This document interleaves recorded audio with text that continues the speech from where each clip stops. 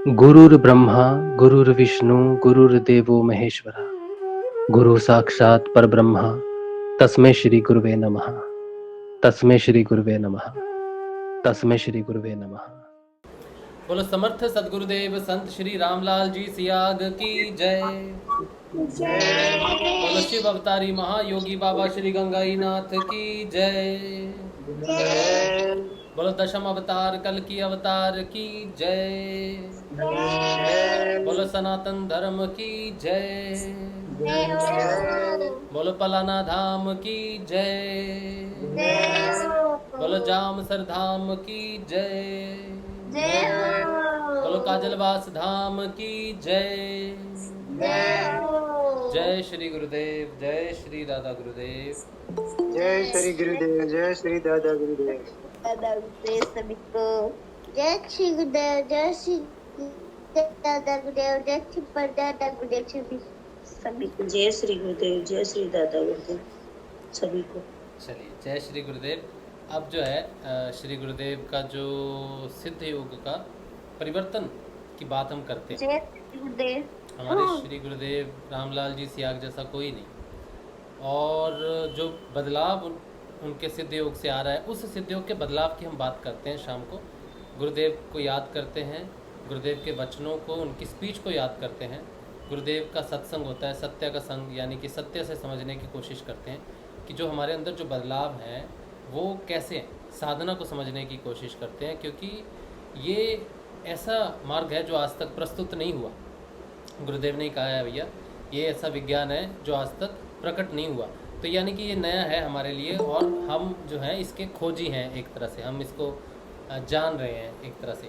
तो जब जान रहे हैं तो एक साथ मिलके जानेंगे, और जब हम जानना शुरू करते हैं तो जान पहचान जो है पहले बहुत बड़े समूह में शुरू होती है। हेलो जी, हाय जी, जय श्री गुरुदेव, हाँ जी आपका क्या नाम है? मेरा नाम है जी ABCDEFGH, मेरा नाम है PQRL, मेरा नाम ये है वो है, कहाँ रहते हो जी? मैं यहाँ रहता हूँ जी, वहाँ रहता हूँ जी। ऐसे एक दूसरे को जानने की प्रक्रियाएं शुरू होती हैं सिद्ध योग में। लोग मिलते हैं, कुछ लोग बदलते हैं, भाव बदलते हैं, और बड़ा ही विचित्र सा वातावरण बनता है, समागम बनते हैं बहुत सारे। फाइनली जो यात्रा है साधक की, वो पतंजलि अष्टांग योग के हिसाब से चलती है। पतंजलि कहते हैं कि लास्ट में जो है, जहाँ पर आपको पहुँचना है वो है कैवल्य पद। कैवल्य पद आखिरी है।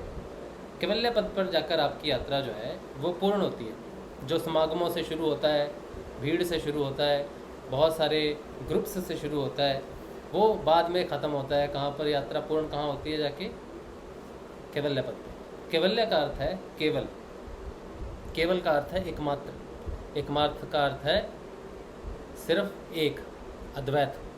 तो जो साधक यात्रा शुरू करता है, उस साधक की यात्रा जो है वो होती है ख़त्म कहाँ पर? ख़त्म तो नहीं होती, पूर्ण होती है। पूर्ण होती है कैवल्य पद पे जाके, एकत्व में जाके, एकाकार में जाके। वो स्वयं एकाकार में स्थित हो जाता है। पूर्ण का अर्थ क्या है? पूर्णता का अर्थ क्या है? एकाकार के साथ योग, एक हो जाना, एक रह जाना कह लो। एक हो जाना अलग बात है। हम जो यात्रा पे हैं, एक रह जाना ये ज़्यादा आसान है समझने में, कि एक रह जाते हैं। एक का रह जाना मतलब रह गया एक ही, मैं ख़त्म हो गया। मैं के साथ बहुत सारी चीज़ें जुड़ी होती हैं। मुझे छोड़ दिया, मुझे पकड़ लिया, मुझे बदनाम कर दिया, मेरी तारीफ़ कर दी, मुझे देख लिया, मुझे छोड़ दिया, मुझे खाना खा लिया, ये कर लिया। मैं के साथ बहुत सारी चीज़ें जुड़ी होती है। मैं ही छूट जाता है तो वो एक हो जाता है, तो एक रह जाता है।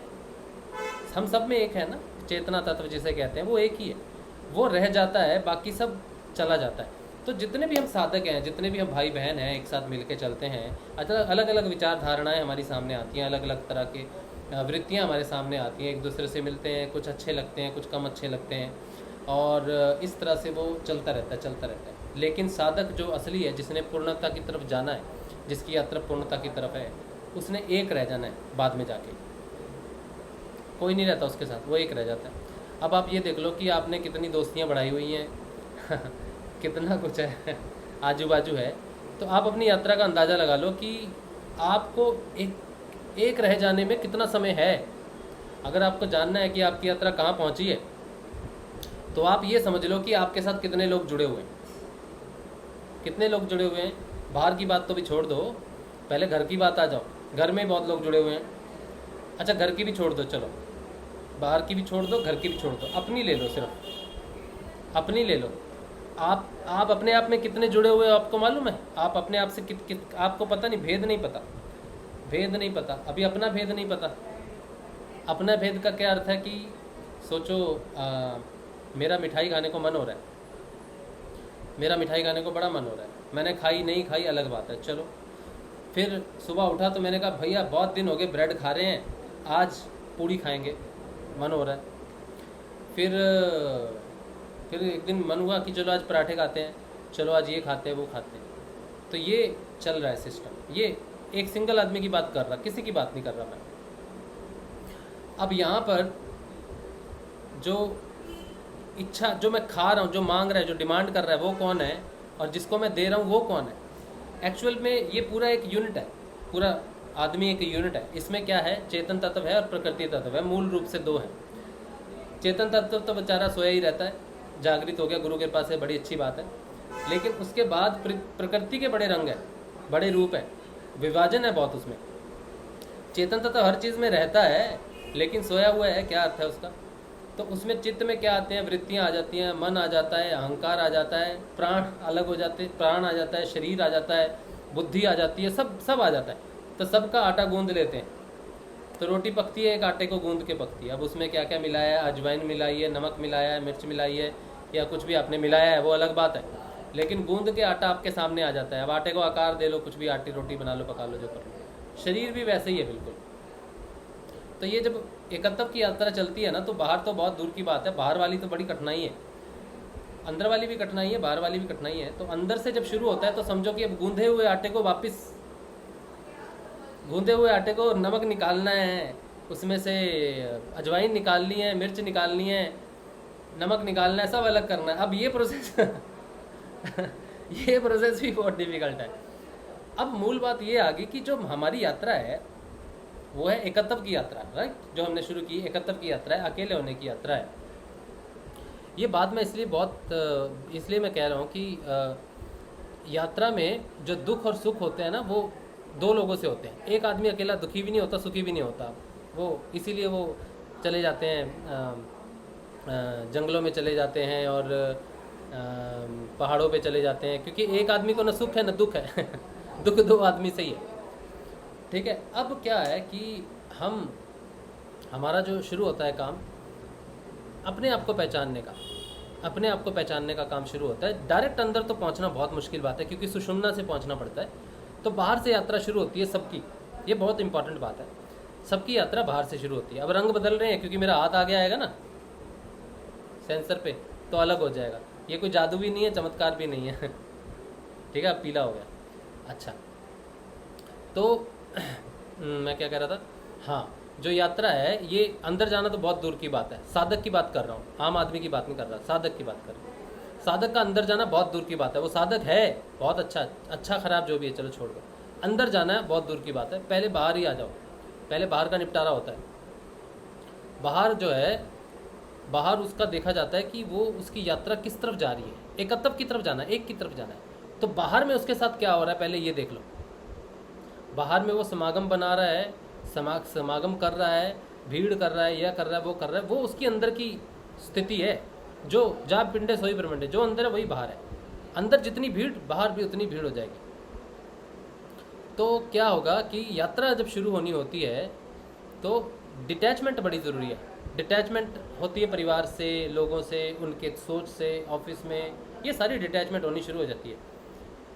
ये तो हो जाती है, पता चल जाता है कि डिटैचमेंट होगी, लेकिन कुछ डिटैचमेंट आप करना नहीं चाहते क्योंकि उसमें अहंकार जुड़ा हुआ है, उसमें आपका रेप्यूटेशन जुड़ा हुआ है, उसमें आपका स्वाभिमान जुड़ा हुआ है, उसमें आपका खाना पीना जुड़ा हुआ है, उसमें आपका रोज़मर्रा की सर्वाइवल जुड़ी हुई है।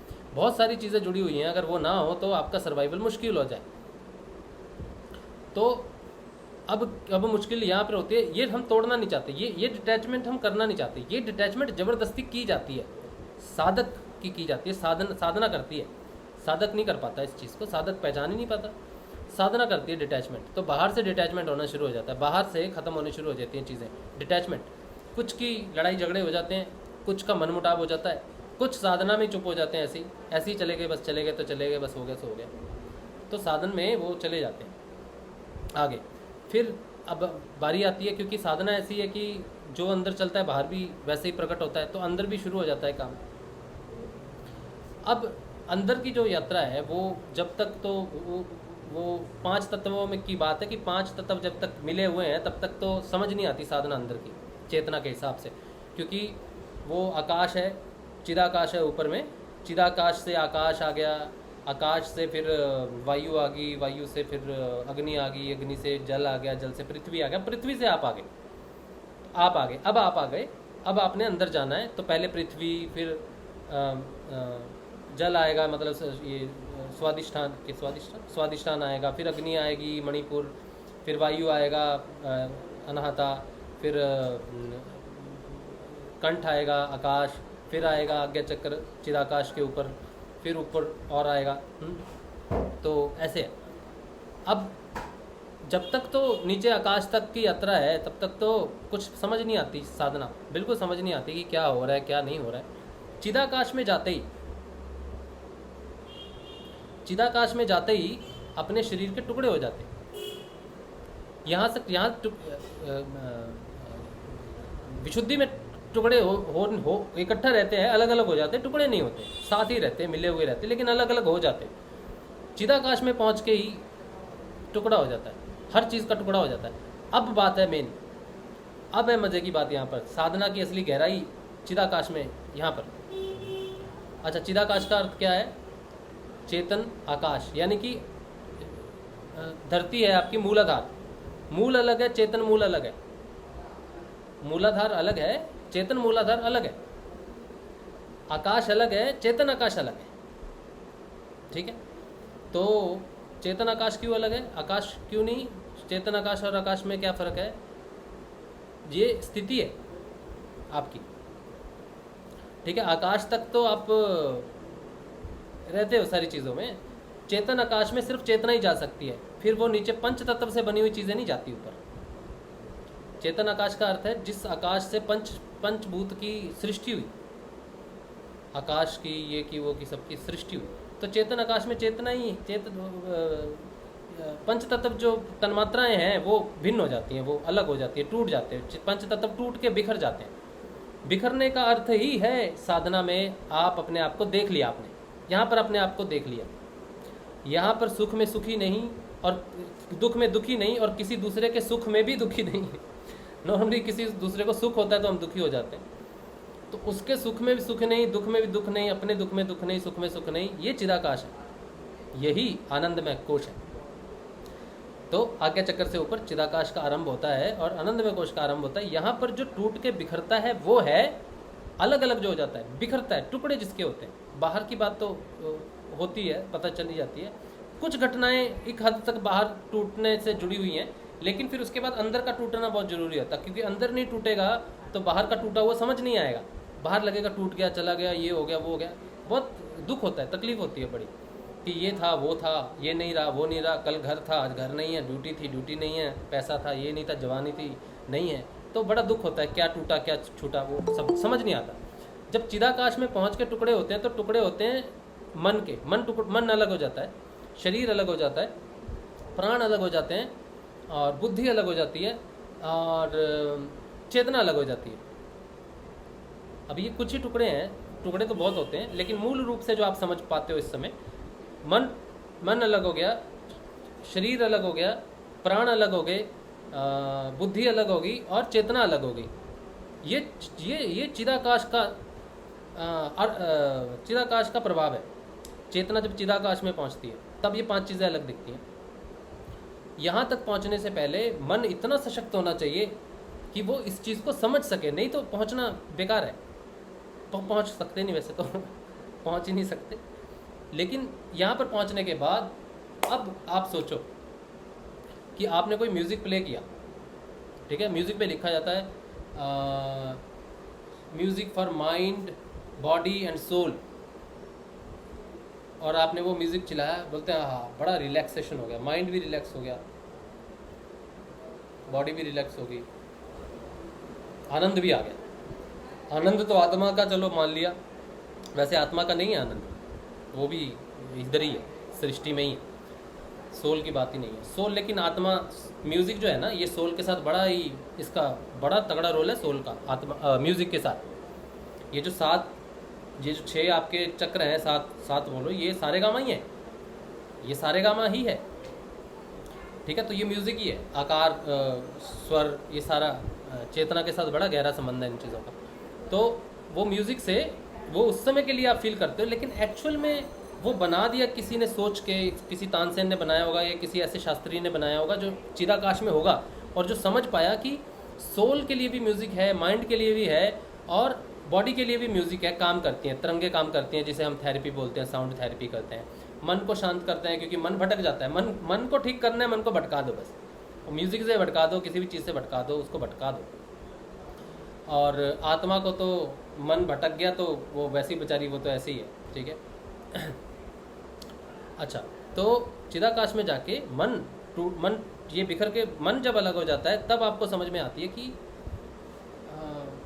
मैं जो खा रहा हूँ, ये जो भी मैं जो खाता हूँ, ये किसे चाहिए?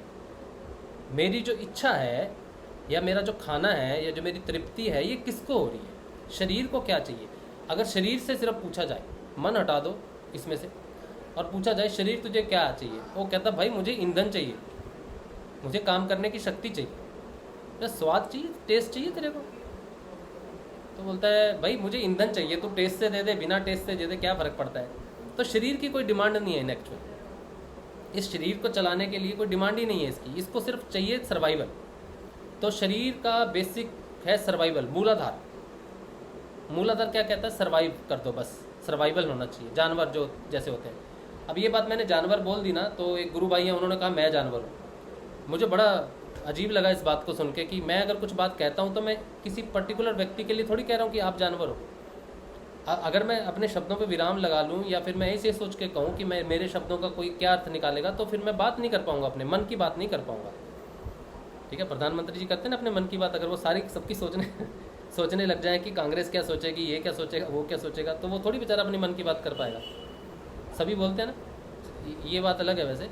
तो मैं जो भी बात कह रहा हूँ, मैं किसी को नहीं कह रहा कि आप मूलाधार में हो, आप जानवर हो, या आपकी वृत्ति ऐसी है वैसी है। मैं किसी पे कोई कमेंट नहीं कर रहा, मैं तो खुद जानता हूँ मैं क्या हूँ, तो मैं आपको कैसे कह सकता हूँ। इसलिए इस तरह के कमेंट नहीं करने आपने कि मैं जानवर हूँ, मेरा क्या होगा, मैं जानवर हूँ। इस तरह के कमेंट करके अपने आप को छोटा नहीं करना। जो अपने आप को इज्जत नहीं देता ना, वो साधना में उसको इज्जत नहीं मिलती। कृष्ण उसको नहीं अपनाता, कृष्ण उसी को अपनाता है जिसमें इंटीग्रिटी है। इंटीग्रिटी का अर्थ है जिसमें अपना वैलर है, अपना स्वभाव है, अपनी क्षमता है कि मैं हूँ साधक, मैं नाम जप रहा हूँ, मैं साधक हूँ, चाहे जैसा भी हूँ मैं हूँ। लेकिन अपने आप को नहीं गिराना, साधना में कभी नहीं गिराना। आप जो भी करो, जैसे भी करो, लोग आपके बारे में जो भी बोले, वो उनका व्यक्तिगत नज़रिया है। आप अपने आप को क्यों गिरा रहे हो? आप नहीं गिरा सकते अपने आप को। साधक को कभी अपने आप को छोटा नहीं करना चाहिए, और कोई छोटा साधक होता भी नहीं। शुरुआत तो सभी जीरो से करते हैं ना, तो फिर आप कैसे छोटे हो गए, कैसे जानवर हो गए? मैं तो सिर्फ कहने की बात कह रहा हूँ कि हमारा सर्वाइव, जो हमारी शरीर है, ये जो हमारी साधना है, इसके कुछ पड़ाव हैं। अच्छा, अब मैं कह रहा था कि शरीर जो है, शरीर को सिर्फ सर्वाइवल चाहिए एक्चुअल। अब सर्वाइवल चाहिए उसको, तो सिर्फ ऊर्जा चाहिए ना। तो अगर चिदाकाश में कोई व्यक्ति पहुंच जाए, कोई साधक पहुंच जाए, तो उसको शरीर को चलाने के लिए ऊर्जा देनी है उसको। वो तो नहीं मांगता कि मुझे राजमा चावल चाहिए, या मुझे मटन चिकन चाहिए, या मुझे बाटी चूरमा चाहिए, या देसी घी चाहिए, या फिर मक्खन चाहिए, पनीर चाहिए, ये सब चाहिए। वो तो नहीं मांगता कुछ भी, शरीर नहीं मांगता कुछ भी, शरीर ऊर्जा मांगता है। तो साधक उसको ऊर्जा कहाँ से देगा, ये अलग बात होगी। तो खाना पीना बदल जाना चाहिए, चिदाकाश में जाके उसको पता चल जाना चाहिए कि इसको ऊर्जा चाहिए। तो मांगने वाला कौन है? कहते हैं मांगने वाली वृत्तियाँ हैं, और वृत्तियों के आधार से ग्लैंड चलते हैं, और ग्लैंड शरीर में है, तो शरीर वृत्तियों के अधीन हो गया। अब शरीर को तो अलग कर लिया, टुकड़े हो गए ना चिदाकाश में, मैं बोल रहा हूँ। तो शरीर की समझ में आ गई कि इसको नहीं चाहिए। मैं ज्ञान के हिसाब से बात कर रहा हूँ, परिवर्तन के हिसाब से आपके अंदर परिवर्तन होगा, आपको पता चलेगा। मैं ज्ञान के हिसाब से बता रहा हूँ आपको। फिर सामने आता है मन। हाँ भाई तू कौन है? कहता भाई मैं तो मैं हूँ मैं तो मैं ही हूँ, मैं ही हूँ तू तो है ही नहीं। और तू पूछ रहा है तू कौन है?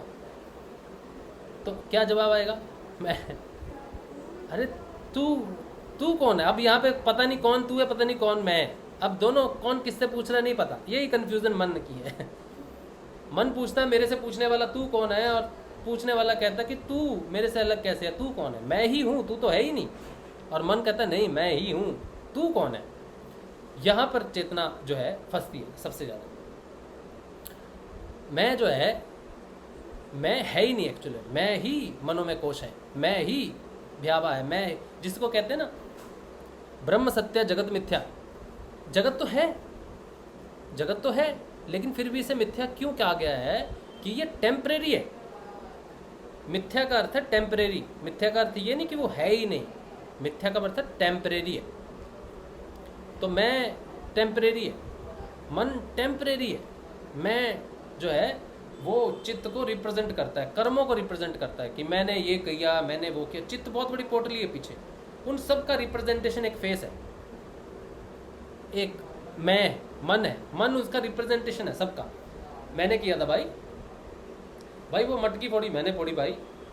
तो जो कर्म है ना, कर्मों को रिप्रेजेंटेशन करता है मैं।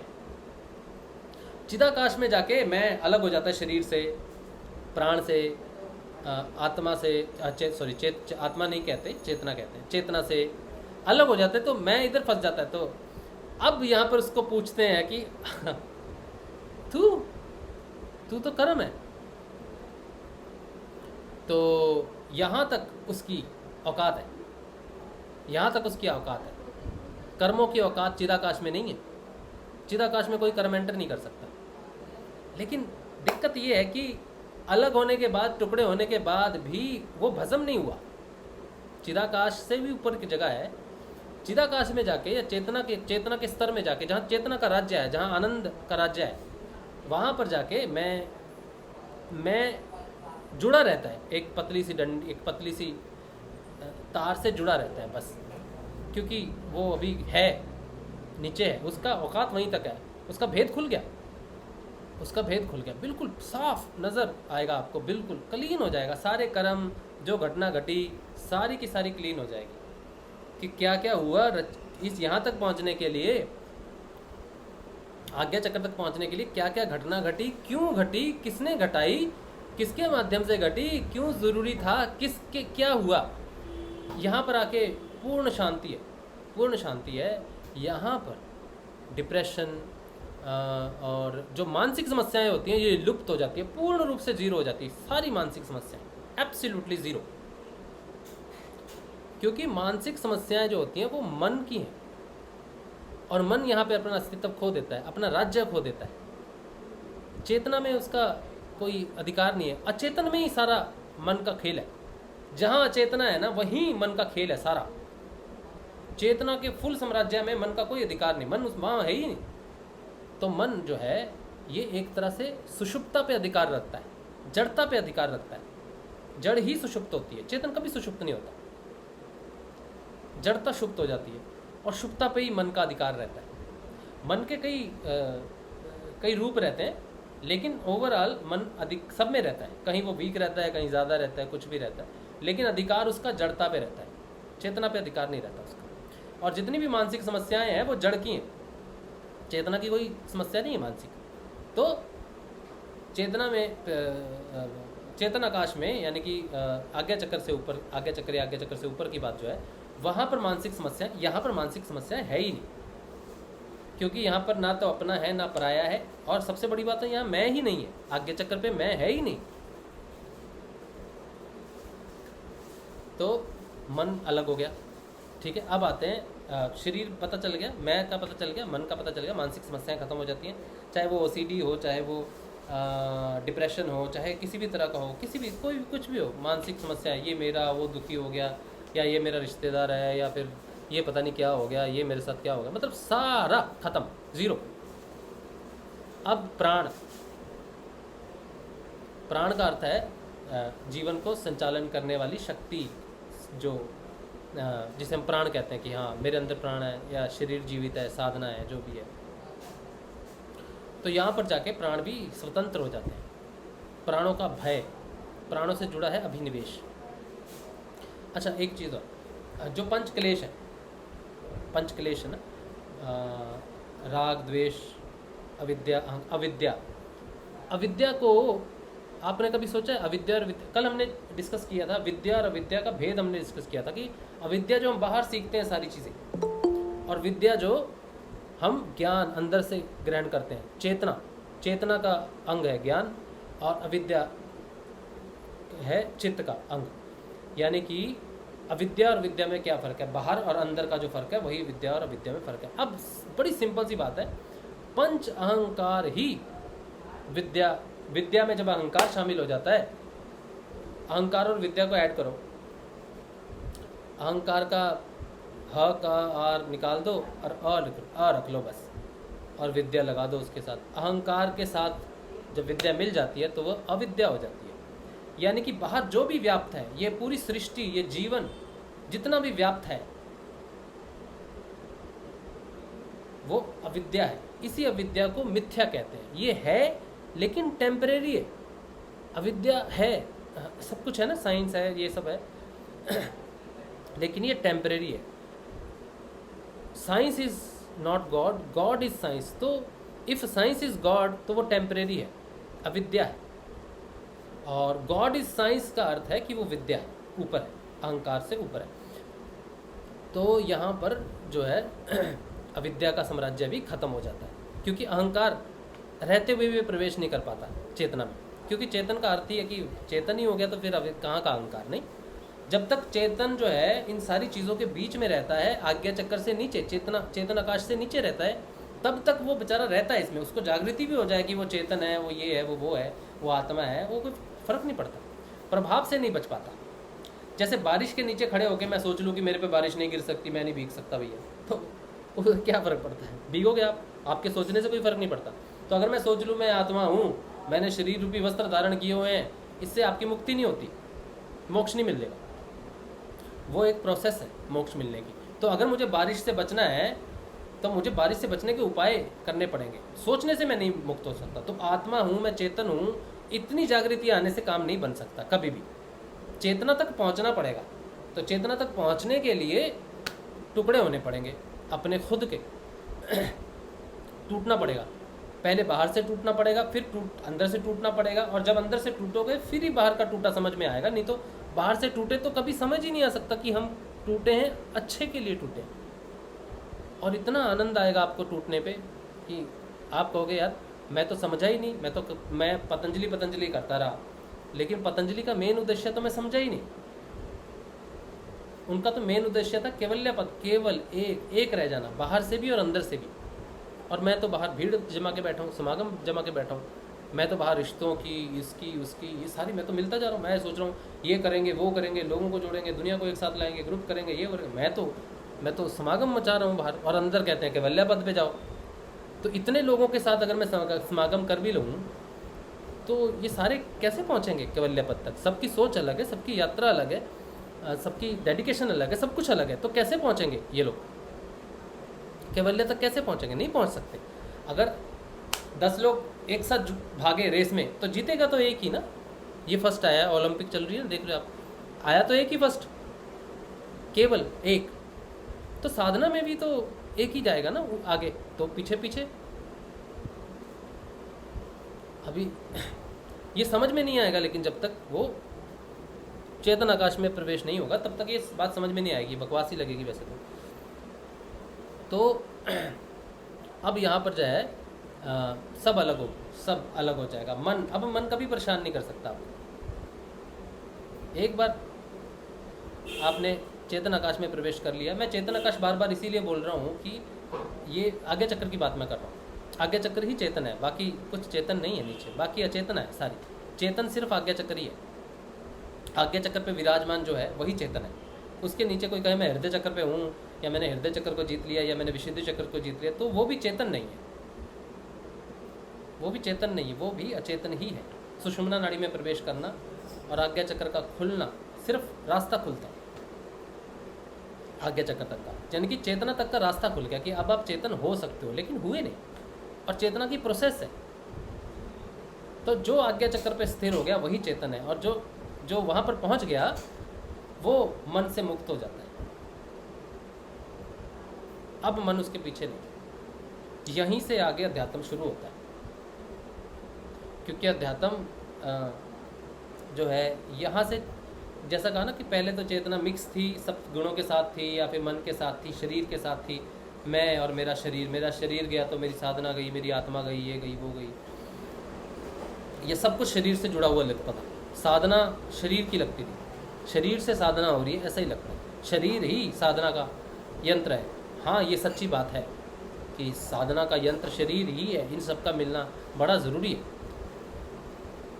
लेकिन अलग अलग होना कि ये मैं कह दिया कि ये यंत्र है, यंत्र है, इसका अर्थ ये हो गया कि मैं शरीर नहीं हूँ, मैं मन नहीं हूँ, मैं प्राण भी नहीं हूँ, मैं बुद्धि भी नहीं हूँ, मैं शुद्ध चेतना हूँ, मैंने ये कह दिया, लेकिन ये फील कहाँ होगा जाके कि सच है ये बात? ये आज्ञा चक्र पे जाके फील होता है, जहाँ पे ये सारे वाक्य में सिर्फ यंत्र लगते हैं, सीढ़ी लगते हैं कि एक एक पायदान पे चढ़ के ऊपर आना, और ऊपर सिर्फ चेतना ही उठ सकती है ना, मन का एक लेवल है, उठ सकता है वहाँ तक, प्राण का एक लेवल है, यहाँ से पूर्ण कुंभक लग जाता है। गुरुदेव की वाणी सुनो आप, कहते हैं जब प्राण यहाँ पहुँच जाएंगे तो पूर्ण कुंभक लग जाएगा, यानी कि प्राण भी आज्ञा चक्र से ऊपर नहीं उठते, समाधि लगती है उसके बाद। ठीक है, तो आज्ञा चक्र से ऊपर सिर्फ और सिर्फ शुद्ध चेतना ही उठती है। आज्ञा चक्र पे पहुंचा हुआ व्यक्ति शुद्ध चेतन व्यक्ति है, और चेतना बड़ी अजीब है, बड़ी निराली है, बड़ी बहुत ही अलग है, रोशनी है बस, और रोशनी दिखने वाली रोशनी अलग है और ज्ञान की रोशनी अलग है। उस चेतना का महसूस होना एक अलग बात है कि कोई किसी को पूछे कि मैं कहाँ हूँ, क्या हूँ, तो अंधकार ही है। मैं अगर पूछूं कहीं पहुँच गया, मैं कहाँ पहुँचा, मेरी यात्रा कहाँ है, तो अंधकार है, प्रश्न ही है। अगर कोई आज्ञा चक्र पे है तो उसका कोई प्रश्न है ही नहीं, आज्ञा चक्र पे प्रश्न नहीं है कोई भी कि मैं क्या हूँ, कौन हूँ, पता है कि मैं क्या हूँ, मैं चेतना हूँ, शुद्ध चेतना हूँ। ये प्रकाश है ज्ञान का, वो लाइट दिखने वाला सूरज अंदर यहाँ प्रकाश दिखेगा, वो अलग चीज़ है, ठीक है, वो अलग चीज़ है। लेकिन ज्ञान का भी एक प्रकाश होता है, ज्ञान स्वयं एक प्रकाश है, जिसमें ये पता चल जाता है कि मैं पहुँच गया आज्ञा चक्र पर, मुझे दिख रही हैं सारी चीज़ें। अब बाहर की चीज़ें और दिखने का अर्थ ये है कि बाहर की सारी चीज़ें स्पष्ट समझ में आने लगती हैं, प्रभाव नहीं पड़ता। मन का प्रभाव पड़ता है, दुख हो, बाहर कुछ घटा, दुख हुआ, सुख हुआ, डर लगा, ये लगा, वो लगा, जो भी प्रभाव पड़ता है, जो भी महसूस होता है, यहाँ पे कुछ महसूस नहीं होता। मन से महसूस की हुई चीज़ें आज्ञा चक्र पे प्रवेश नहीं करती। तो जब आपका मन अमन हो जाए वो हाँ एक शब्द है ना, अमन अमन की धारा, आज समझ में। अमन का अर्थ है कि मन से महसूस की, मन किसके अधीन है? अपनी इंद्रियों के अधीन है, ये पंच इंद्रियाँ अधीन है। अमन हो गए तो इंद्रियों से मुक्त हो गए, तो जो सुख दुख मन महसूस कर रहा था उससे मुक्त हो गए। तो किसी के सुख में दुखी नहीं होना, किसी के दुख में भी दुखी नहीं होना, ठीक है ना। ये भी है ना, कोई किसी को देखता है यार कितना दुखी है, उसकी सहायता करो, ये दुखी हो गया, वो सुखी है तो दुखी हो जाता है, यार ये सुखी क्यों है, मैं क्यों सुखी नहीं, तो भी दुखी हो जाता है। तो अमन ऊपर है, अमन शांति, अमन जो बात हम करते हैं वैसे। तो अमन का अर्थ है मन से रहित, सुख और दुख से रहित। और जब घटेगी घटना तो आपको परेशानी नहीं होगी, आपके शरीर पे प्रभाव नहीं पड़ेगा, क्योंकि अब आपने मन अलग कर दिया शरीर से। मन कहता भैया आज चिकन खाना है, क्या इंतजाम है आज? तो चेतना कहती है कोई इंतजाम नहीं है भैया,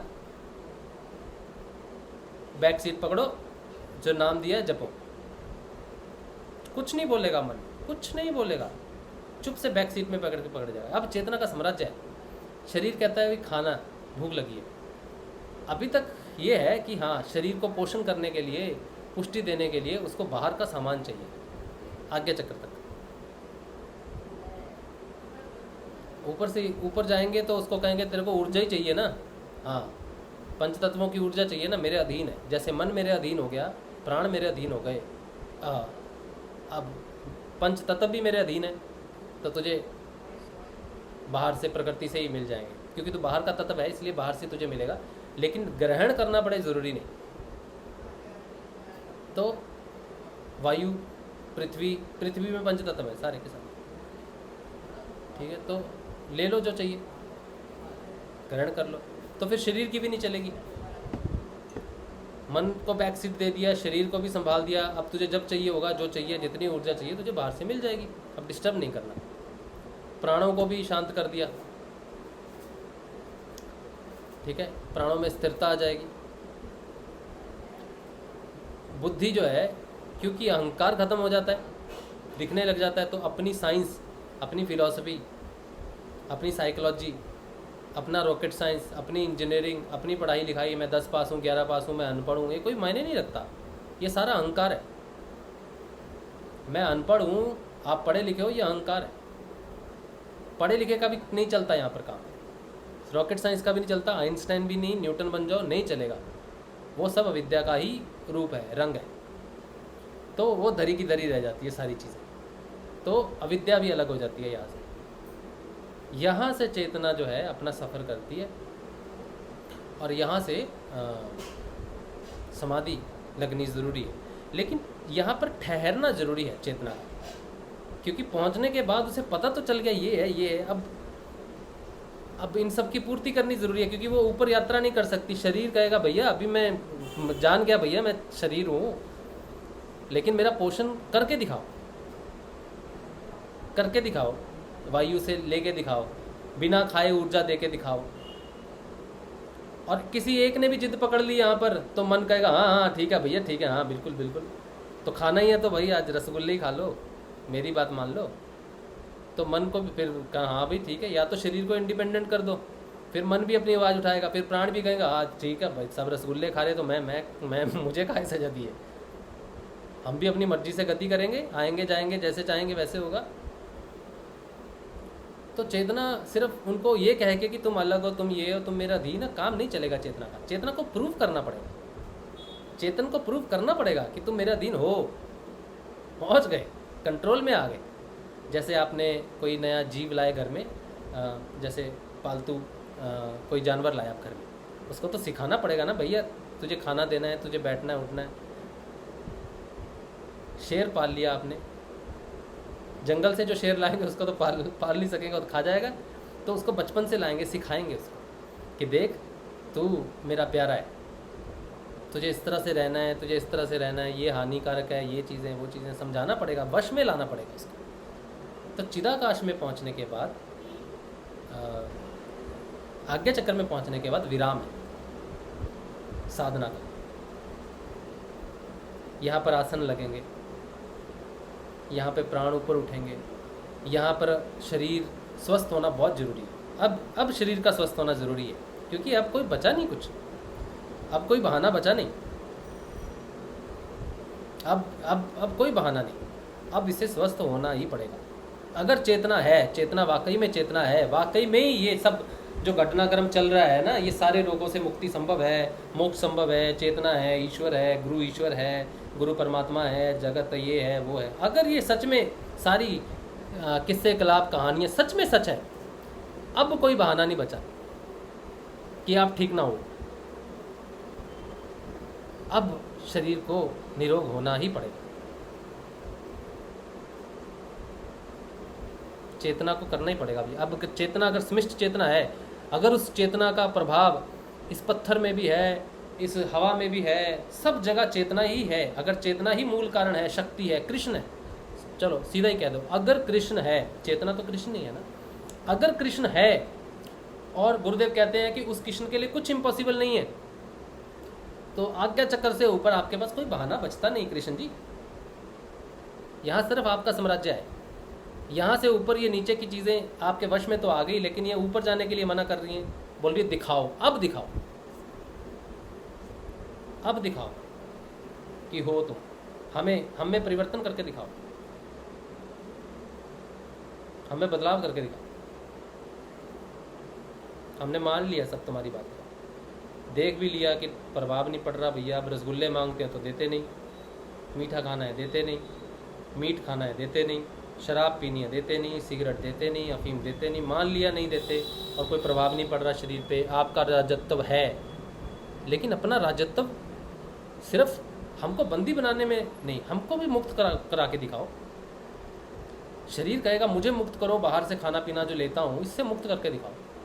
मन कहेगा मैं जो तेरे कर्मों, अपने कर्मों के बोझ से लदा हुआ हूँ, मुझे कर्मों से मुक्त करके दिखाओ, मुझे भी आनंद में प्रवेश करना है, मुझे भी आनंद में ही रहना है हमेशा।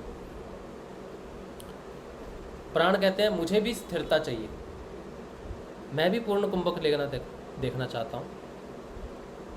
बुद्धि कहेगी मुझे भी विद्या दिखाओ, चलो मैं अविद्या हूँ, संसार की विद्या छोटी है, लेकिन मुझे इसके ऊपर का ज्ञान बताओ, विद्या को बताओ, विद्या कहाँ है, विद्या को सामने लाओ, सम्मुख लाओ, तब मैं अपनी हार मानूं कि मैं अविद्या ही हूँ और विद्या ऊपर है। अब यहाँ चेतन फंस गया भैया आज्ञा चक्र में, यहाँ उसको अपना प्रूव करना है, इसीलिए यहाँ पे विराम लेना ज़रूरी है चेतना को, क्योंकि यहाँ परिवर्तन का समय है, भौतिक तत्वों में परिवर्तन का समय है। यही चिदाकाश है, यहीं से कृष्ण की शुरुआत है, यही आज्ञा चक्र है, यही चेतना का ये माया का लास्ट और चेतना का शुरुआती पड़ाव है। यही बंकनाल के ऊपर का जगह है, बंकनाल से ऊपर पहुंचने की। बंकनाल यहीं पे खुलता है आके, कुंडलिनी जब यहाँ पहुंच जाती है तभी ये सारी चीज़ें अलग होती है, इससे पहले नहीं। ठीक है, तो ये मैं आपको बताना चाहता था। ये बंकनाल का असर है जो 2-3 दिन रहा मेरे ऊपर, उसके बाद जो मुझे समझ में आई चीज़ें वो ये चीज़ें हैं। मुझे एक गुड़िया ने पूछा है, भैया आपकी गर्दन ठीक है क्या? हाँ, मेरी गर्दन कल रात से ठीक होनी शुरू हुई है, पूरी ठीक नहीं है, लेकिन अभी मैं इतना जोश में हूँ तो दर्द कम है, सोने सका कल से, खुल रही है 25%, 22% कुछ ठीक हो गई है, बाकी काम चल रहा है। और जो अभी बोला है मैंने उससे भी पता चलता है कि कहीं तो पहुँचे हैं। हाँ, साक्षात्कार में कुछ नहीं आया, ज्ञान तो आ गया, लेकिन मैंने जैसा कहा कि अब बातों से बात नहीं बनेगी, अब प्रूव करना पड़ेगा, अब प्रूव करना पड़ेगा, सीधा साफ है, साइंस है तो प्रूव होनी चाहिए ना। अगर चेतन वाकई में चेतन है और गॉड ही साइंस है तो हमें प्रूव करें कि जो साइंस थी जो हमें ठीक नहीं कर पाई, अब चेतन जो बड़ी साइंस है वो ठीक करके बताए। और ये कोई ये नहीं है, कोई चैलेंज नहीं है, कुछ नहीं है, कुछ नहीं, ये सत्य है। अगर ये सत्य है तो है, इसको स्वीकार करना ही पड़ेगा। और अगर यहाँ पर प्रूव हो जाती है सारी चीज़ें तो फिर सारी दुनिया मान जाएगी। फिर गुरुदेव ने जो कहा है कि अगर अमेरिका को हमने रिजल्ट दिखा दिया, अगर अमेरिका को हमने ये दिखा दिया, बदलाव दिखा दिया, अनुभूतियाँ नहीं, बदलाव दिखा दिया कि ये बदलाव आ गया, फिर वो झुक जाएंगे। नहीं, अनुभूतियों से झुकने वाले नहीं, बदलाव से झुकेंगे। अब अगर चेतन बदलाव दिखा दे, यहाँ पर दिखा दे, तो मैं कहता हूँ कि मैं तो रेडी हूँ गुरुदेव उसके बाद। अब ये देखना है कि ये चेतन रेडी होता है कि नहीं होता है। यहाँ से ऊपर जो है मुझे नहीं लगता कोई बहाना बचा है गुरुदेव को हम कवर करें या कहें गुरुदेव ये हैं, गुरुदेव ईश्वर हैं, बाहर विदेश में जाके कहें गुरुदेव ईश्वर हैं, या नहीं हमें पता है गुरुदेव ईश्वर है, ये बीमारियाँ ठीक हुई हैं, वो ठीक हुई हैं, हुई होंगी। एड्स ठीक हुआ, कैंसर ठीक हुआ, जिनका हुआ उनको पता है इंडिविजुअली आप में क्या बदलाव आया, मुझ में क्या बदल, मैं क्यों खड़ा हूँ, मैं क्यों खड़ा हूँ, मैं क्यों कह रहा हूँ कि गुरुदेव महान है। किसी की सुनी सुनाई बात कहूँ मैं कि उसका कैंसर ठीक हो गया, एड्स ठीक हो गया, मैं ठीक हो जाऊँ। अब यहाँ पर मैं पहुँच गया, मुझे दिख रहा है, अब सफाई करो। मैं जानता हूँ कि अब चेतना यहाँ पर विराम करेगी, कितना दिन विराम करेगी मुझे नहीं पता, 1 दिन करती है, 10 दिन करती है, 20 दिन करती है, 10 साल करती है, 20 साल, 50 साल या कितने साल विराम करती है वो मुझे नहीं पता। लेकिन विराम सिर्फ, और विराम उसका विराम नहीं है, चेतना का विराम नहीं है, चेतना का तो काम शुरू हुआ है एक्चुअल में। विराम है इसलिए इस मन का, शरीर का, इनका विराम है, क्योंकि इनका अब रिपेयर होगा, इनकी रिपेयर होनी जरूरी है, इनको अपने अधीन लेना ज़रूरी है। यहाँ से साक्षात्कार बहुत ज़रूरी हो जाता है, नहीं तो ये लोग मानेंगे नहीं, वापस खींच लेंगे नीचे, फिर ना ऊपर ना नीचे, फिर तो फंस गए भैया। तो यहाँ से अब आप देखना है क्या होता है। तो ये चीज़ है, ठीक है। गर्दन मेरी ठीक है, जिससे पूछा था किसी ने।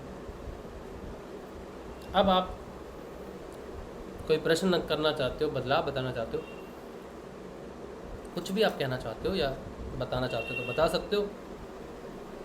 YouTube पे आप लिख सकते हो, बता सकते हो। YouTube पे मैं देख लेता हूँ कोई प्रश्न है कि नहीं। जय गुरुदेव भैया। जय गुरुदेव। करण। भैया मैं अपना कुछ एक्सपीरियंस बताऊं, एक्सपीरियंस की बदलाव। हाँ बताओ बताओ। मैं जब से काजलवास में से आया तब से मेरा गुस्सा एकदम शांत हो गया। और जो मैंने प्रॉब्लम आपको फोन पर बताई थी वो भी एकदम चली गई। अच्छा।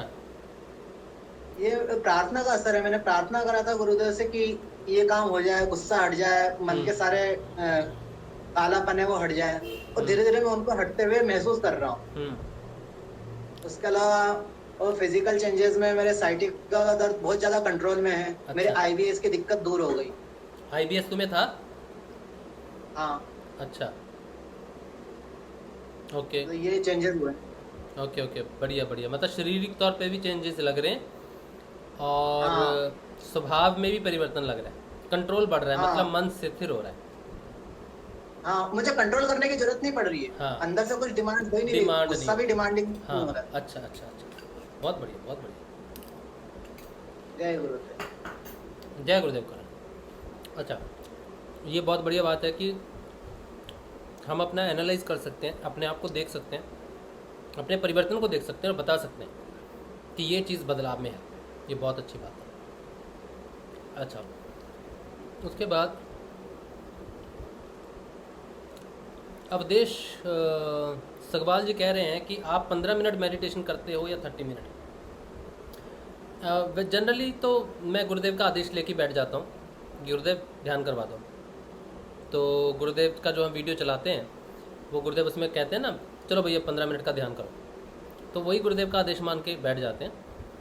और फिर कई बार क्या होता है कि मेरा ध्यान लगने में समय लग जाता है। 7 बजे तक समय रहता है ध्यान का। गुरुदेव अब 6:30 से 7 के बीच में ध्यान करवा दो। 7:45 पे ध्यान लगाना लगा दो, 7:40 पे लगा दो, 7:50 पे लगा दो या 6:30 बजे लगा दो। ये कोई डिमांड नहीं है, बस 6:30 से 7 बजे के बीच में कुछ करवा दो। तो वो समय है साधना का। उसके बीच में कभी 15 मिनट भी हो जाता है, फिर 20 मिनट भी हो जाता है, कई बार पूरे 30 मिनट होता है।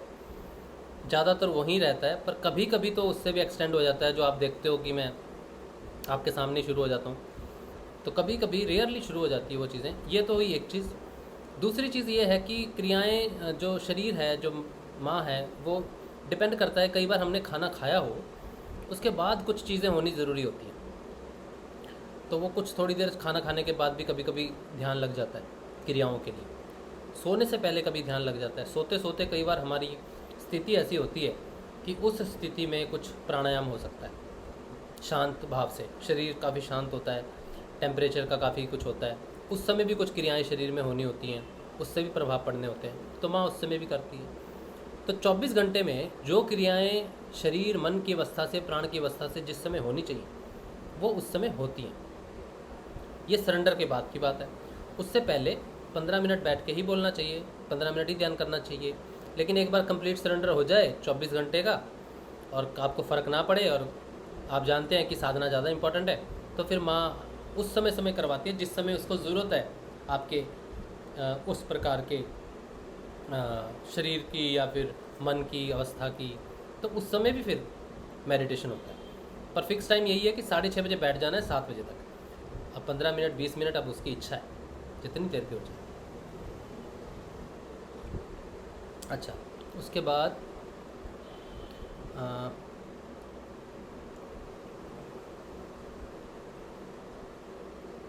शिमांचल बताते जी कह रहे हैं कि बहुत गुरु भाई YouTube में आ गए हैं, कोई क्वेश्चन का आंसर नहीं देता है, सिर्फ आप क्वेश्चन का आंसर देते हैं। मैं भी नहीं देता, मैं भी आपके किसी क्वेश्चन का आंसर नहीं देता हूँ। एक्चुअली मेरे खुद के क्वेश्चंस हैं, मेरा खुद का एक्सपीरियंस है। मैं अगर ये सोचूं कि आपके प्रश्नों का हल मैं दे दूं तो ये मूर्खता है, अज्ञानता है। आपके ही प्रश्न मेरे ही प्रश्न है। एक्चुअली मेरे अंदर भी वही प्रश्न है। जो साधना आप कर रहे हो मैं वो कर रहा हूँ। कई बार ये होता है कि आपने साधना शुरू की है और मैं साधना थोड़ी पहले कर ली, तो किसी ने मुझसे पूछ लिया कि मुझे उबासियाँ बहुत आती है, तो वो मेरा ही प्रश्न था। खुद से कि मुझे उबासियाँ क्यों आती हैं, तो मुझे उसका आंसर मिला, तो मैंने अपना आंसर रख दिया आपके सामने। तो जो क्वेश्चंस हैं वो साधना के क्वेश्चन हैं, वो व्यक्ति अपने बना लेता है कि मेरे से जुड़े हुए हैं या मुझे ये प्रॉब्लम है, कुछ भी है। क्वेश्चन सारे के सारे साधना के हैं। साधना, अगर आप साधना ना करो तो आपका क्वेश्चन नहीं है, तो क्वेश्चन एक्चुअली साधक के हैं, और कोई किसी के प्रश्नों का आंसर नहीं देता। ये तो अनुभव में आने वाली चीज़ है, जिसके अनुभव में आ जाएगी वो आपको बता देगा। जिस गुरु भाई के अनुभव में नहीं आएगी, आप उससे पूछोगे तो वो बेचारा कैसे बताएगा। तो ये अनुभव में आने वाली चीज़ें, जितने भी गुरु भाई हैं सेशन करते हैं, अगर उसके अनुभव में आएगी और आप उससे पूछोगे तो वो बहुत हंसी खुशी आपको वो चीज़ बताएगा, बहुत इंटरेस्ट से आपको वो चीज़ बताएगा। लेकिन अगर उसके अनुभव में नहीं आएगी तो वो कहेगा आप अपनी साधना करो, नाम जाप करो, ध्यान करो, गुरुदेव ने कहा है, बाकी इधर उधर मत भटको, ये मत सुनो, वो मत सुनो, तो वो यही कह सकता है। ठीक है, तो ये स्वाभाविक है, ये कोई विशेष नहीं है, किसी ने जवाब दे दिया या कोई नहीं दे पाया, ये सिर्फ साधना की महसूस हुई वाली चीज़ें हैं, बस इतना ही। जब तक मुझे महसूस हो रही है तो आपको लग रहा है मैं आंसर दे रहा हूँ, कल को मुझे महसूस होनी बंद हो गई या मेरी साधना छूटती है, तो फिर आप पूछोगे क्या होता है चिदाकाश, क्या होता है, ये चीज़ें क्या होती है, तो मैं कहूँगा भाई मुझे तो पता नहीं, आप मुक्तानंद जी को पढ़ लो। और नाम जब ध्यान करने के लिए गुरुदेव ने कहा है, बाकी ड्यूटी गुरुदेव की, तो हम क्यों सोचे ज़्यादा तो मैं भी यही कहूँगा आपको। तो ये अनुभव में आने वाली चीज़ें हैं, प्रश्न उत्तर जो भी। अच्छा, सुनील कुमार विश्नोई के आईडी से है, कैवल्यपद किसे कहते हैं? कैवल्यपद तो मैंने एक्सप्लेन कर दिया, एक एकत्व की बात है, जब साधक पूर्ण रूप से पूरे ब्रह्मांड में अपने आप को ही महसूस करता है, सबसे अलग भी हो जाता है और सब में समा भी जाता है, सब में अपने आप को देखता है और अपने आप को सबसे अलग भी कर लेता है, वही कैवल्यपद है, लास्ट है।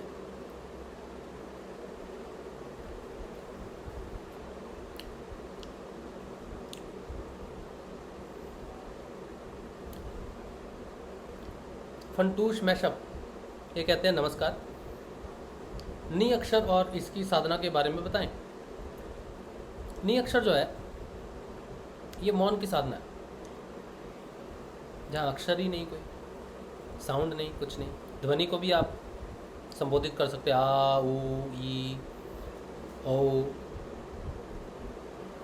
है ना, आ ई ओ, ये स्वर है, तो ध्वनि है। अब नी अक्षर हो गया जहाँ पे कुछ भी नहीं है, मौन है। मौन की साधना जो है ये डिपेंड करता है आप कैसे कर रहे हो। अगर तो आप बाहर के मौन की बात करते हो कि मैंने अपनी आंखें बंद कर दी, देखना मौन, देखने का मौन, सुनाई देना बंद कर लिया, कानों में रुई ठूस ली, कानों का मौन, शब्द नहीं बोल रहे, शब्दों का मौन, तो ये साधना करवाई जाती है बाहर, ठीक है, ये करवाई जाती है। फिर एक साधना होती है अंतर से, अंदर से मौन प्रकट होता है, वो नेचुरल साधना है। उसमें होता है कि कोई कुछ बोले, आप उसका निष्कर्ष नहीं निकालते, सुनते हैं। आप बहुत अच्छे व्यक्ति हो, आप बहुत खराब व्यक्ति हो, सुन लिया, लेकिन निष्कर्ष नहीं निकालते, सुनी हुई बातों का निष्कर्ष नहीं निकालते, मौन। एक्शन का रिएक्शन में नहीं जाते, अपने आप को स्थापित करने की कोशिश नहीं करते, जो जैसा है एक्सेप्ट कर लेते हैं उसे, जहाँ तक हो सके। शब्दों का मौन है, अपने दृष्टि से देखे हुए या फिर लोगों की दृष्टि से देखी हुई चीज़ों पे विश्वास नहीं करते, बल्कि ज्ञान दृष्टि से विश्वास करते हैं। आंखें कुछ भी दिखा सकती हैं, वो सत्य नहीं होता, तो अपनी ज्ञान दृष्टि से उस चीज़ का कर सकते हैं। तो मौन की साधना बड़ी इंपॉर्टेंट होती है। मौन जब अंदर से प्रकट हो जाए तो आप बोलते रहो, सुनते रहो, देखते रहो, लेकिन प्रभाव जो है वो पड़ना कम हो जाता है इन चीज़ों का। तो ये मौन की साधना है, और हर साधना में मौन की साधना आती है। चाहे आप अक्षर नि अक्षर कह लो उसको, अक्षर से शुरू करो, किसी नाम जाप को करो, वो भी एक दिन आपको मौन कर देगा, क्योंकि साकार और निराकार मिला के ही पूर्णता है। तो मेरी समझ में तो यही आता है, मौन की साधना ही निअक्षर की साधना है। और बाहरी भी होता है मौन, आंतरिक भी होता है। आंतरिक ज़्यादा बढ़िया है, बाहरी से भी प्रभाव पड़ते हैं, लेकिन बाहर का तो मुझे ज़्यादा ज्ञान नहीं, अंदर से ज़रूर पड़ते हैं। सुषमा कुमारी जी कह रही हैं, भाई जी आपकी नेक पेन सही हो गया है। मेरा नेक पेन 20, 22, 25% ठीक है, मैं सो सक रहा हूँ, थोड़ी गर्दन हिल रही है, मैं खाना खा सक रहा हूँ। पहले मुझे खाना ऐसे खाना पड़ रहा था, अभी मैं मुंह फाड़ के खा सकता हूँ। हाँ, ठीक हो रही है। 2 दिन रही, 48 घंटे से 55 घंटे तक रही। उसके बाद रिकवरी शुरू हो गई। 48 घंटे स्टिफ रही, 2 दिन। तीसरे दिन से शुरू हो गया था ठीक होना, तीसरी रात से ठीक हो गया था शुरू होना। बेस्ट वेस्टर्न इम्पीरियल, आत्मा और चेतना में क्या फ़र्क है? एक मिनट, इसका माइक खोला है। हाँ, आत्मा और चेतना में क्या भेद है? आत्मा और चेतना में कोई भेद नहीं, आत्मा ही चेतन है, आत्मा ही चेतन है। आत्मा परमांश का, परमात्मा का अंश है, परमात्मा ही चेतन है, उसी का अंश है आत्मा। तो चेतना भी आत्मा ही है। चेतना और आत्मा में कोई फ़र्क नहीं, एक ही है।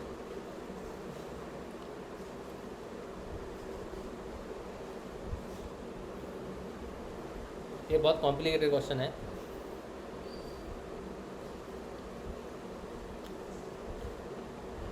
क्योंकि पूर्ण चेतन यहाँ है, तो अर्ध चेतन भी कुछ होगा। आत्मा जब जागृत होती है तो उसकी अवस्थाएं होती हैं, शिशुअवस्था, बालावस्था, युवावस्था, प्रौढ़ावस्था, ऐसे उसकी अवस्थाएं होती हैं। जैसे जैसे उसकी अवस्था बढ़ती है, ज्ञान बढ़ता है, वैसे वैसे वो चेतन होती है, पूर्ण चेतन। फिर यहाँ पूर्ण चेतन हो जाती है जाके। तो चेतना और आत्मा एक ही चीज़ है। मनीष मेघवाल कहते हैं, पुराने समय में राक्षस तपस्या करके ईश्वर के दर्शन कर लेते थे, और हम ईश्वर दर्शन के लिए सिद्ध योग करते हैं। एक प्रकार से हम भी तपस्या कर रहे हैं। तो हमारी साधना और प्राचीन काल की तपस्या कोई समानता है या नहीं? क्यों प्राचीन काल में ऋषि मुनि तपस्या नहीं करते थे? मनीष, आपने राक्षसों का ही उदाहरण लिया। पुराने काल में तो ज़्यादा साधना ऋषि मुनि करते थे। तो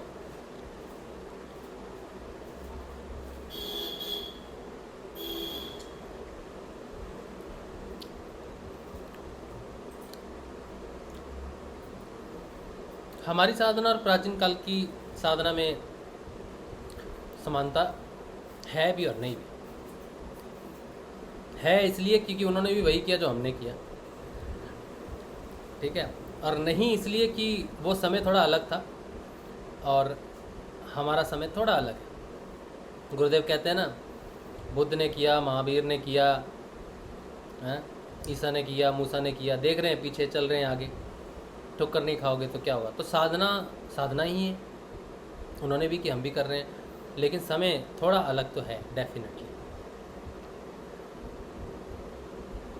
ऋषि मुनि लिखना भूल गए तो फ़र्क है। साधना तो साधना ही है, लेकिन समय का फ़र्क तो है।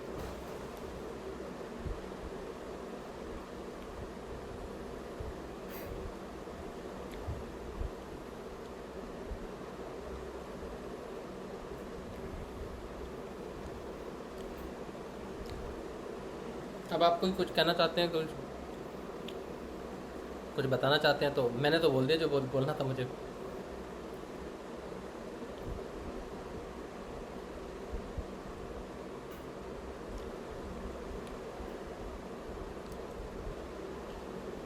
आप लोग भी चाय पानी पीते हो कि नहीं पीते साथ में? हम तो साथ साथ खाना भी बनाते रहते हैं। नहीं तो मुझे अजीब लगेगा कि मैं खाता रहता हूँ बैठ के और आप कहीं सुन रहे हो सिर्फ। आपको भी खाना पीना चाहिए, मस्त, दोनों तरफ चलना चाहिए प्रोग्राम, पार्टी दोनों तरफ। जैसे गुरुदेव सबको काम कराते हैं ना, अपना अपना काम करते रहते हैं। हाँ, चाय पानी सब पीना चाहिए, सिर्फ बैठ नहीं जाना चाहिए सुनने के लिए, क्योंकि फिर मुझे भी अजीब लगेगा। लेडीज को तो किचन के काम होते हैं, खाना वाना बनाना होता है। हाँ हाँ हाँ हाँ, बहुत ज़रूरी है, बहुत ज़रूरी है। मेरा तो पूरा खाना सेशन करने के दौरान अच्छा, बहुत बढ़िया। तो किसी को शिकायत भी नहीं रहती, अलग से टाइम वेस्ट करती है। हाँ, तो उनको लगता होगा चलो यार खाना भी बन जा रहा है आराम से, दोनों काम हो जा रहे एक साथ। जय गुरुदेव सभी को। आज ये 2-4 दिन से जो मेरे मन में क्वेश्चंस घूम रहे थे ना, हाँ। आज तो सटीक सटीक जवाब हो रहा है सबका। आज के क्वेश्चन अच्छा। दिमाग एकदम एकदम शांति से महसूस हो रही है कि हाँ हाँ। ये सेशन तो जैसे मेरे लिए ही आया यार। बहुत बढ़िया सेशन आज का, बहुत बढ़िया। आज का सेशन फील कर रही थी मैं ना, क्या परिवर्तन आया यार, सबसे कट रहे हैं, कुछ भी फेसबुक हो गया, व्हाट्सएप हो गया, मतलब किसी से भी कोई मतलब ही नहीं रह गया है। हाँ, तो मतलब फील हो रहा था भी अकेले क्यों रह जा रहे हैं, अच्छे अच्छे लोग छोड़ के चले जाते हैं। हैं? हम तुम्हारे साथ रहेंगे, हम तुम्हारे दोस्त हैं, साथी हैं, और कहाँ हैं? हाँ, फील होता पहले कि ये क्या हो गया, पर अब लगता है कि ये तो होना ही था, ये तो अच्छे के लिए हुआ, क्योंकि अगर ये नहीं होगा तो कैवल्य पद पे तो पहुंच ही नहीं पाएंगे। है सब अपनी जगह, लेकिन अब कोई मोह जैसा नहीं रह गया। तो ठीक है, सब चल रहा है, हो रहा है, बस कुछ कुछ कहे तो ठीक, ना कहे तो ठीक, बस आप अपने आप में हो बस।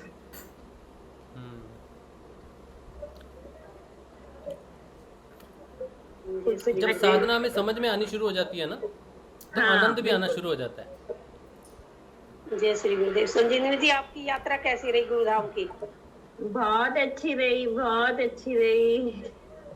देख रहे थे हम लोग तो फोटो में वीडियो देख रहे थे। हाँ, वो सुनील कुमारी बहन जी भी मिल गई थी वहाँ पे मुझे, सिद्धनाथ जी मिल गए थे, फिर भंवर सिंह जी के यहाँ भी गए हम लोग मिलने, क्योंकि हमने सोचा था पलाना में मिल जाएंगे, बट वो पलाना आए नहीं थे उस दिन। हम लोगों ने देखा वो उस दिन का वीडियो भी देखा। बहुत अच्छा रहा। हम लोग तो शरीर से यहाँ थे, मन लेकिन मन से आपके साथ ही थे। सभी वही थे। गुरुदेव तो सब जगह। ये मुझे था इस बार, मैंने कहा कोई नहीं जाएगा तो मैं अकेली ही जाऊंगी, और मैं कर दिया। लास्ट डे गुरुदेव ने मेरा कर दिया कि जाना है, और वहां भी ऐसी व्यवस्था करी, मेरे को कहीं लगा नहीं कि मैं अकेली आई हूँ या परेशानी किसी तरह से भी नहीं हुई। बहुत अच्छा रहा। जय श्री गुरुदेव। आपको टी शर्ट मिली संजीवनी जी? तो वो ना दोनों बहनें बहुत बिजी हो रही थी, उनके पास सबके फोन आते, सबको दर्शन करा रही थी। मैंने उनसे 2-3 बार बोला मुझे भी टी शर्ट दे दे, लेकिन वो एंड तक इतनी बिजी थी मेरे पास कुमारी जी के साथ भी निकलना था, फिर मैं निकल गई। मेरे को तो मिल गई ना, वो बहन ने भेजी दी मेरे को, मैं सलवार कुर्ता पहन के तो गई थी वो। अच्छा अच्छा, अगर आपको टी शर्ट चाहिए होगी तो मुझे एड्रेस दे देना, मैं भेज दूंगा। हाँ हाँ हाँ जरूर, मैं मेरे स्टूडेंट्स को बांटूंगी मैं वो, है ना। मैं उससे पूछ रही थी तो वो बहुत ज्यादा बिजी थी एक्चुअली, उसको सब लोग वो वहाँ का अरेंजमेंट भी देख रही थी, और वो सब लोग जो फोन करते थे उनको दर्शन भी करा रही थी। हाँ, वो कह रही थी कि मैं बहुत बिजी रहती हूँ, हाँ बहुत, सच में मैंने देखा उन लोगों की सेवा भाव देखा मैंने, कि वो उनको तरह शिकन नहीं आती जरा सी, एक एक का फोन आता है, वो सबको दर्शन करा रही है, बात कर रही है। फिर हम जैसे पहुंच जाते हैं जो उनसे कहते हैं बेटा हमारी यहाँ फोटो भी ले ले। तो उनकी तो सेवा डेडिकेशन है, सही में डेडिकेशन है, बहुत डेडिकेशन सबका है वहाँ पे। पलाना में जितने भी लोग हैं वो सब बहुत सेवा करते, सच में बहुत सेवा करते। हाँ, सच में सच्ची।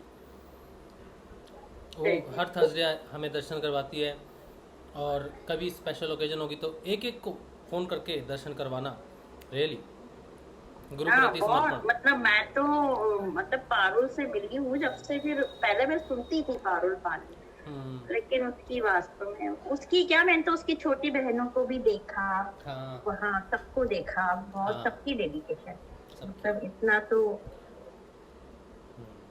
सही बात। चलिए, अभी किसी का और किसी का प्रश्न है तो फिर, अच्छा प्रश्न तो आ गए कुछ ना कुछ।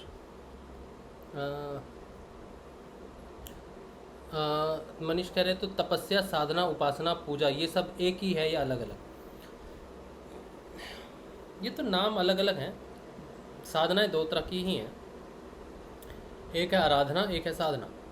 आराधना आराध्या की साधना, साधना अपने आप को साधना या तो अपनी साधना कर लो, यानी कि अपनी चेतना की साधना कर लो, आत्मा की साधना, जिसे आंतरिक साधना कहते हैं, या फिर आप किसी देवी देवता की बाहर पूजा अर्चना तपस्या बाहर से कर लो, बाहर प्राप्ति के लिए, जगत प्राप्ति में किसी भी चीज़ को आपको प्राप्त करना है, किसी आराध्या की साधना कर लो, उसी को तपस्या बोल दो।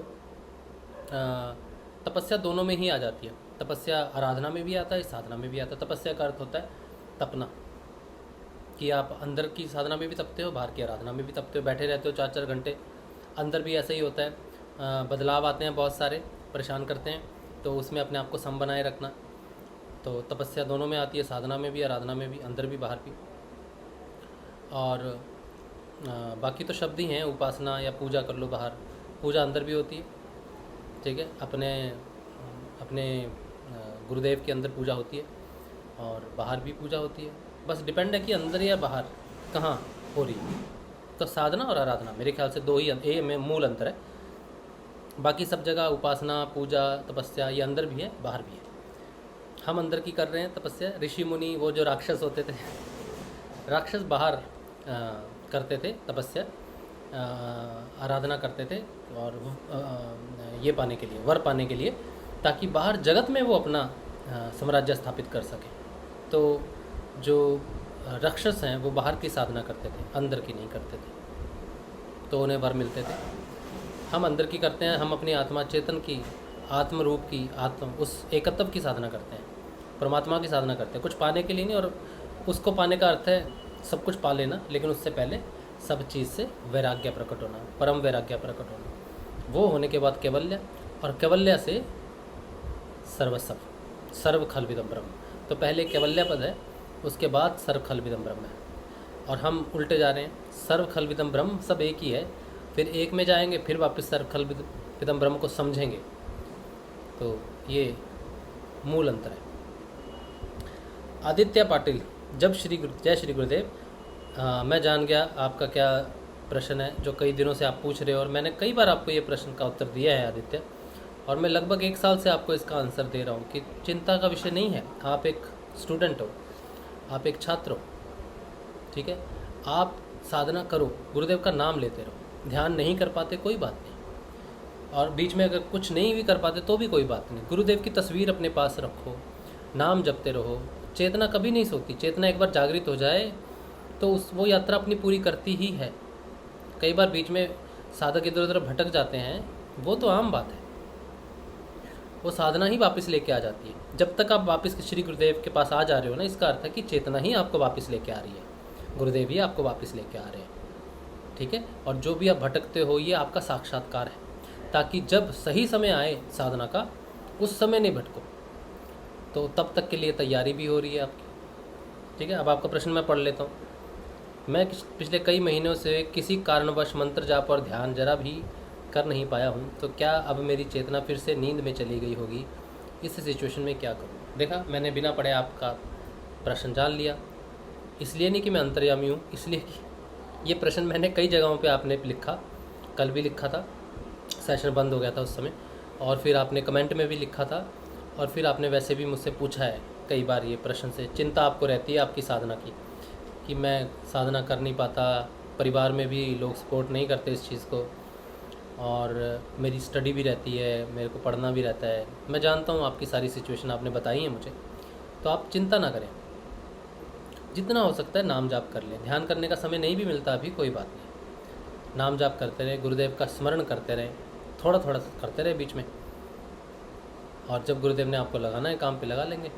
कोई चिंता का विषय नहीं। नींद में नहीं गई चेतना, कहीं नहीं गई, ठीक है, सब ठीक है, सब बढ़िया।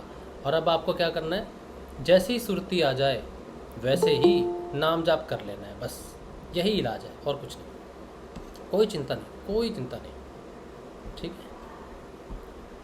अच्छा, चलिए, तो अगर क्वेश्चन कोई नहीं है तो फिर विराम देते हैं।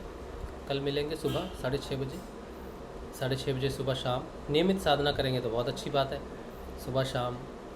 और वैसे मिल के साधना करो तो अच्छी बात है।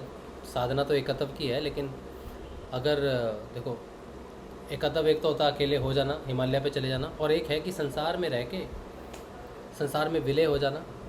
लेकिन विलय होने से पहले एकत्व में होना ज़रूरी है, एक तत्व में आना ज़रूरी है। जब पता चल जाएगा एक तत्व ही सब में है, तो एक में आ गए तो वो एक सब में है, तो सब में आ गए। तो इस दुनिया में रहकर, इस दुनिया में अगर विलय होना है, सारी जगह मिलना है, तो एक होना पड़ेगा, वो एक ही सब में है। तो साधना सबके साथ करो, मिल के करो, और जो भी घटना घटती है जीवन में उसको एक्सेप्ट करके चलो कि ठीक है, कोई बात नहीं, ठीक है, यही है। तो कल सुबह मिलेंगे। हाँ जी, नहीं मिले अभी तक। टी शर्ट नहीं मिली अभी तक आपको, मैंने भेजी नहीं अभी तक, क्योंकि मेरी गर्दन अटक गई। मेरी गर्दन अटक गई। आपने फर्स्ट लिस्ट में हाँ, आपका मेरे पास लिस्ट में आपने मेरा पिन कोड नहीं था आपका मेरे पास। मैंने जब तक आपका पिन कोड मांगा तब तक पहला बैच कोरियर हो गया था, तो पिन कोड मुझे बाद में मिला जब मैं घर आ चुका था, और फिर मैं अगले दिन जाना था मुझे, लेकिन मेरी गर्दन अटक गई। अब खुली है, तो कल या तो मैं कल जाऊंगा या फिर मैं सोमवार को जाऊंगा। सोमवार को तो पक्का जाऊंगा, लेकिन कल भी मैं देखता हूँ। कल अगर मुझे समय लगेगा तो कल मैं कर दूंगा, और मैं बता दूंगा आपको कोरियर करके, मुझे याद है। मैं भिजवा दूंगा आपको। जय गुरुदेव। जय गुरुदेव। जय गुरुदेव। जय गुरुदेव। जय गुरुदेव जी, जय गुरुदेव। अच्छा, और किसी का कोई प्रश्न? एक प्रश्न और आया है, मनीष मेघवाल जी कुछ कह रहे हैं। आपने कल गुरु और शिक्षक में अंतर बताया, एक और प्रश्न था, गुरु और शिष्य में भी संबंध बता दीजिए। गुरु और शिष्य में संबंध, इसके बारे में तो मेरी एक अनुभूति है, बड़ी बहुत ही अच्छी अनुभूति मुझे तो लगती है। अनुभूति नहीं है एक्चुअली में, वो एक साक्षात्कार है। गुरु और शिष्य में संबंध बहुत अच्छी बात है। अब ये जो है ना मनीष, मुझे 2 मिनट दो, मैं निकालता हूँ उसको, मैं उसको पढ़ूँगा ना तो वो आ जाएगा। 1 सेकंड।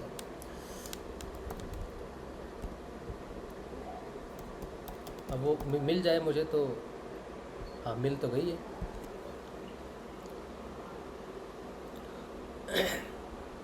और एक चीज़ मैंने बताई है आज इसी कल के प्रश्न में, गुरु और शिक्षक में भेद, जो हम कहते हैं ना, इसमें विद्या और विद्या में, अहंकार विद्या में ऐड हो जाए तो संसार की चीज़ बन जाती है, अविद्या बन जाती है। हाँ, अच्छा, दिसंबर 11, 2019 को लिखा था मैंने। जय गुरुदेव। श्री हरि और साधु क्या हैं? दोनों में क्या संबंध है? सतयुग क्या है? कब आएगा? मैं गुरु श्री सियाग का शिष्य हूँ और मेरा जीवन सिर्फ उन्हीं की प्रेरणा से संचालित है। श्री हरि भगवान विष्णु को स्नेह और करुणा से पुकारा जाता है। हरि का अर्थ है हर लेना। हरि एक करुण भरी पुकार है जो विष्णु भगवान के भक्त उन्हें अपने दुख के समय में लगाते हैं। श्री के कई अर्थ हैं, लेकिन अब श्री हरि के साथ आ जाता है तो यह एक भाव में सम्मिलित पुकार है। भक्त की पुकार है कि मेरी प्रथम पुकार उस विष्णु को है जो मेरे आराध्य हैं, जो मेरे दुख हर लेंगे, या मेरे दुखों को सबसे पहले हरने वाले विष्णु हैं, अर्थात श्री हरि। जब आप किसी के नाम के आगे श्री लगाते हैं तो आप उन्हें प्रथम स्थान पर रखते हैं। श्री एक गुरु के सामने भी लगाया जाता है और परिवार के मुखिया के आगे भी। साधु, साधु क्या है? साधु का अर्थ है सत्य को धारण करने वाला। भगवा वस्त्र धारण करना साधु नहीं है। भगवे वस्त्र को धारण करना त्याग का चिन्ह है। भगवा सिर्फ त्याग का चिन्ह है, त्याग नहीं है। त्याग के समय काल को ही संन्यास कहते हैं। त्याग कई प्रकार के हैं, लेकिन जो त्याग से बुद्धि और मन सशक्त होते हैं, उन दोनों को सशक्त करने तक का संयम ही त्याग में रहने का संयम है। यही संन्यास समय सही में संसार का आधार है। यह संन्यास समय ही सही में संसार का आधार है। संसार संन्यास का ही प्रतिफल है। जीवन में संन्यास और संसार दोनों ही अनिवार्य हैं। क्योंकि संन्यास संसार का आधार है, इसलिए संन्यास का जीवन में प्रथम स्थान है, ना कि संसार के अंत के समय का। जब मनुष्य गुरु धारण करके इस संन्यास को संसार में रहकर इसी जीवन में ही समझ लेता है तो वो द्विज कहलाता है, अर्थात उसका दूसरा जन्म हो जाता है, जिसका आधार संन्यास ही होता है, जो उसके साधु व्यवहार से जन्म लेता है। जो मनुष्य सत्य धारण करके संन्यास को समझता है और फिर संसार के कर्मों में व्यवहार करता है, वो सतयुग को जीता है। गुरु श्री सियाग कहते हैं कि जो दीक्षा मैं देता हूँ उसमें संसार सुख और मोक्ष दोनों है। सतयुग ऐसे सत्य मनुष्य व्यवहार का समय है, जो साधु कर्म से साधु बन के संन्यास की आधारशिला पे नए संसार का निर्माण करता है, वही सतयुगी है। युग शब्द केवल ऐसे मनुष्य का धरती पे व्यवहार करने का समय काल है। Shri Hari is equal to guru है, साधु इज इक्वल टू शिष्य है, यानी कि श्री हरि ही गुरु हैं और साधु ही शिष्य है। दोनों का मिलान ही सतयुग है। जिस शिष्य के हृदय में उसके गुरुदेव विराजमान हो जाएं, फिर उसे गुरुदेव की तस्वीर या मूर्ति की आवश्यकता नहीं होती। उस शिष्य की वाणी में स्वयं गुरुदेव की वाणी होती है। उस शिष्य के हर कार्य में गुरुदेव ही कर्ता होते हैं। स्वामी विवेकानंद ऐसे ही शिष्य थे। जब वे वाशिंगटन में बोले थे या जहाँ भी उनके गुरु के दर्शन के संपर्क में बोले थे, वहाँ वो नहीं, उनके गुरु श्री रामकृष्ण परमहंस ही बोले थे। गुरु श्री स्याग अपने शिष्य को इन्हीं गुरु शिष्य की उदाहरण देकर कहते थे कि जब तुम मेरे दर्शन के बारे में बोलोगे तो तुम मुझसे जुड़ जाओगे, तब तुम नहीं मैं बोलूँगा। गुरु श्री स्याग मेरे परम पूजनीय गुरुदेव हैं। मैं जो कुछ भी समझ पाता हूँ या लिख पाता हूँ, ये उन्हीं की कृपा से संभव होता है। मेरे प्राण प्रिय गुरुदेव ने कहा था कि जल्द ही सतयुग आएगा, 1000 वर्षों के लिए। उनकी ये बात मुझे अब समझ आ गई है कि सतयुग का मतलब मनुष्य में आ रहे परिवर्तन से है, या मनुष्य के उस गुरु कृपा से जागृत साधु तत्व से है, और जो उससे नए समय का निर्माण करवाएगा। ये साधु तत्व गुरु से ही प्रेरित है, गुरु का ही रूप है। जो गुरु के मार्ग पे पूर्ण समर्पण करेगा वही साधु है और वही सतयुगी है, और उसी शिष्य से सतयुग है। जय गुरुदेव श्री स्याग, श्री गुरुदेव। ये मैंने तब लिखा था मनीष, जब मैंने शिष्य को समझा था साधु के रूप में, सत्य के रूप में, सत्य की धारणा जिसे हो जाए, जिसके अंदर सत्य की लो जगत हो जाए, सत्य की स्थापना हो जाए, उस व्यक्ति को साधु कहते हैं, और वही असल में शिष्य है। और इस सत्य की लो या सत्य का जागरण या सत्य की स्थापना जिसकी वजह से होती है, जो वो नाम जपता है, वो श्री हरि है, जो गुरु है। तो गुरु श्री हरि है और शिष्य जो है वो सत्य है, तो साधु है। तो जो श्री गुरु, जो शिष्य और गुरु का संबंध है, वही संबंध है जो श्री हरि का और साधु का है। जैसे जो उनके भक्त होते हैं, या फिर ये कह लो कि एक तरह से सत्य का सत्य से संबंध है। गुरु भी सत्य है और वो शिष्य जिसके अंदर सत्य की स्थापना हो गई, वो भी सत्य है। तो दोनों तरफ जब सत्य और सत्य बराबर हो जाए, तब एक तब हो गया। तब गुरु और शिष्य में भेद नहीं। जब तक भेद है, तब तक कह लो कि श्री हरि अलग हैं और साधु अलग हैं, या कह लो गुरु अलग है, शिष्य अलग है। ये भेद है। लेकिन अगर दोनों को देखो कि दोनों इसलिए साधु है या शिष्य, गुरु है या हरि है या साधु है, क्योंकि उन दोनों के अंदर सत्य है, तो मूल रूप से दोनों एक ही है। तो गुरु शिष्य का संबंध मूलतः एक ही तार से जुड़ा हुआ है, सत्य के साथ। अब आप उसे जैसे भी देखना चाहो तो देख सकते हो। मेरे ख्याल से तो ये सबसे बेहतर है मेरे लिए समझना कि गुरु और शिष्य का संबंध सत्य का संबंध है, सत्य की स्थापना का संबंध है। ठीक, तो ये था। उम्मीद है कि